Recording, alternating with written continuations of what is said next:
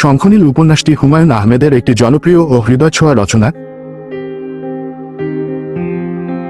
যেখানে মধ্যবিত্ত জীবনের বাস্তবতা, ভালোবাসা, স্বপ্ন আর সংগ্রামের গল্প তুলে ধরা হয়েছে।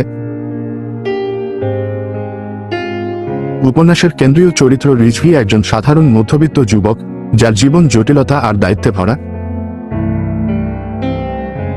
তার পরিবার, আর্থিক সমস্যা, ভবিষ্যতের অনিশ্চয়তা, সবকিছু মিলিয়ে সে এক চাপের মধ্যে জীবন কাটায়।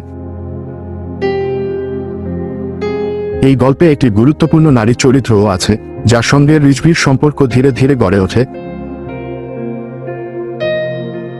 তাদের সম্পর্কের মধ্যে আছে সরল ভালোবাসা, না বলা অনুভূতি, সামাজিক বাধা, বাস্তবতার কঠিন হিসাব।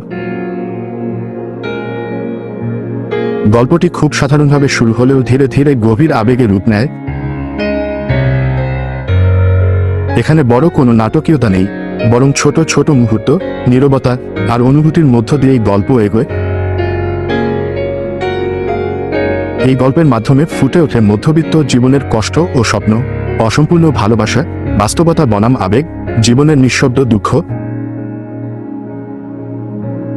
এই উপন্যাসের সবচেয়ে শক্তিশালী দিক হল এর সরলতা আর বাস্তবতা। হুমায়ুন আহমেদ খুব সাধারণ ঘটনাকে এমনভাবে তুলে ধরেছেন, যা পাঠকের মনে গভীর ছাপ ফেলে। সহজভাবে বললে, শঙ্খনীল এমন একটি গল্প যেখানে বড় কোনো ঘটনা নেই, কিন্তু ছোট ছোট অনুভূতি পুরো হৃদয়টা ছুঁয়ে যায়।